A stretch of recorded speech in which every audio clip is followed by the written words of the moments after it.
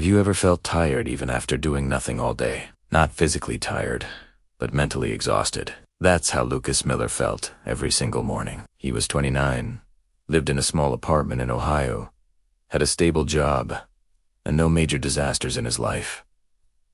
From the outside, everything looked perfectly fine. But inside his mind, it was chaos. The moment Lucas opened his eyes, his thoughts attacked him. What if I fail today? What if they think I'm not good enough? Why did I say that yesterday? That was so stupid. What if something bad happens? His mind never stopped talking. It was a constant barrage of worst-case scenarios and self-criticism. At work, Lucas stayed quiet, not because he had nothing to say, but because he was terrified of saying the wrong thing. He overthought every single email, every conversation, every small decision. He'd spend 20 minutes crafting a one-sentence reply, just to make sure it couldn't be misinterpreted. And at night, when the world finally went silent, his mind became louder. He'd lie in bed and replay old mistakes from years ago, cringing at every detail. He'd imagine future failures, from messing up a presentation to being fired. He'd feared conversations that hadn't even happened yet. He was living in a constant state of preemptive stress. The worst part, he blamed himself for it. Why can't I just be normal? He whispered one night, staring at the dark ceiling. Why can't my mind just be quiet? That night, Lucas realized something painful. His life wasn't hard. His mind was. The prison wasn't his apartment or his job. It was his own thoughts. Lucas wasn't always like this. As a child, he was curious, talkative, fearless. He was the kid who'd ask a million questions and wasn't afraid to be wrong. But one moment changed everything. In high school, during a class presentation, Lucas froze. His hands started shaking. His voice cracked. He forgot his lines, and the class laughed. It wasn't loud, and it wasn't cruel, but it was enough to make his heart close up tight. From that day on, Lucas learned a dangerous habit. Avoid fear at all costs. He avoided speaking up in class. He avoided risks. He avoided conflict. He avoided any situation that made him feel uncomfortable. Slowly but surely, avoidance became his lifestyle. It was his shield. Years later, his mind learned something else, something far more sinister. The more you avoid fear, the stronger it becomes. The fears he ran from didn't disappear. They grew larger in the dark, waiting for him. They fed on his avoidance.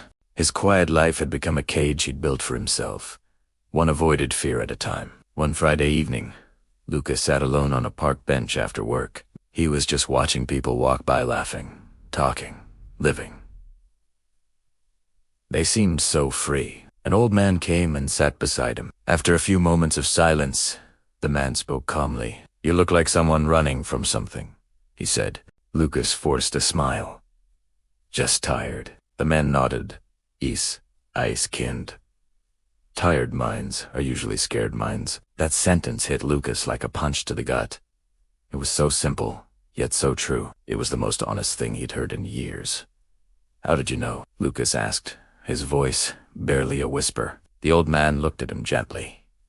Because peace doesn't disappear for no reason. It gets chased away. For the first time in a long, long time, Lucas found himself talking. He told this complete stranger everything about his relentless thoughts, his crippling fears, his constant, exhausting And as he spoke the words out loud, a tiny glimmer of hope began to flicker in the noisy chaos of his mind. Maybe, just maybe, he didn't have to keep running. If you've ever felt like Lucas, remember you're not alone in this struggle. The noise inside can be deafening, but it doesn't have to control you. Taking that first step, whether it's talking to someone or seeking professional help, can change everything. Thanks for watching, and take care of your mind. Lucas was struggling. His mind, a relentless storm of anxiety and worry. He poured out his troubles to an old man he met, expecting advice, a solution, maybe even sympathy. The old man listened patiently. When Lucas finally fell silent, the man spoke words that would echo in his mind for years to come. He said, "Your mind won't find peace until you stop doing one thing." Lucas, desperate for an answer, leaned in. What is it? What am I doing wrong? The man looked at him kindly and said just one word. Running. Lucas was confused. Running. What do I run from? The man explained. You're running from fear. You're running from discomfort and embarrassment. You're running from every bit of uncertainty life throws at you, and your mind is completely exhausted from constantly chasing everything you refuse to face. A lump formed in Lucas's throat. He felt seen, exposed. But fear hurts, he whispered, the words barely audible. The man nodded in understanding. Yes, it does. But avoidance hurts longer. He let that sink in before continuing. You see, when you constantly avoid what scares you, your mind never gets a break. It stays on high alert, always trying to protect you. It's always worrying, always overthinking, because it's been trained to believe the danger is lurking around every single corner. Lucas felt a flicker of understanding. The constant mental noise, the sleepless nights, it all started to make sense. So what do I do? He asked, his voice full of a fragile hope. The old man smiled gently. You walk toward it. Slowly, gently, one small step at a time. That night was different. Lucas still couldn't sleep, but for the first time, he wasn't fighting the thoughts that came. He wasn't wrestling with his anxiety. Instead, he just listened to them, like an observer. The next morning, as he prepared for a big team meeting, the familiar voice of fear showed up right on schedule. It whispered, "Don't speak up. You'll just mess up your words. Everyone will think your idea is stupid. Just stay quiet, and you'll be safe." Lucas felt his heart start to pound, his palms getting sweaty. But then, he remembered the old man's words, walked toward Italiano. So, with a deep breath, he did something he never did. His hand shot up, his voice trembling slightly as he spoke. "I have an idea," he managed to say. The room went silent. Lucas braced himself for judgment, for dismissal, for the quiet laughter he always imagined. But it never came. Instead, one of his colleagues nodded thoughtfully. Then his manager spoke. "That's actually a good point, Lucas. Let's explore that a bit more." In that moment, Lucas felt something shift inside him. It was strange.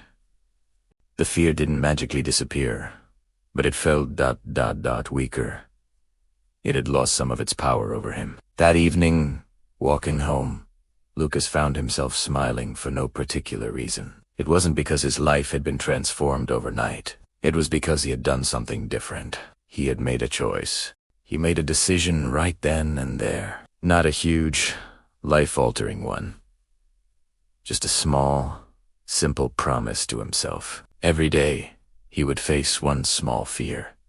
He started small. Some days, it was just saying hello to a coworker first, instead of waiting for them to greet him, or sending an important email without rereading it 20 times, or asking a question in a group chat when he was confused. Other days were harder.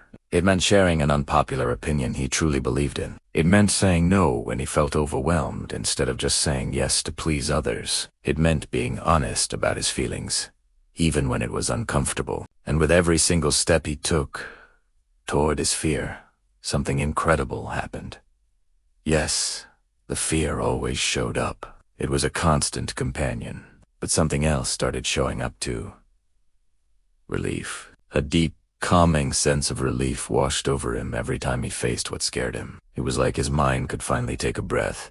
The anxious, racing thoughts began to quiet down. The nights became calmer, more peaceful. Lucas learned that courage wasn't about the absence of fear.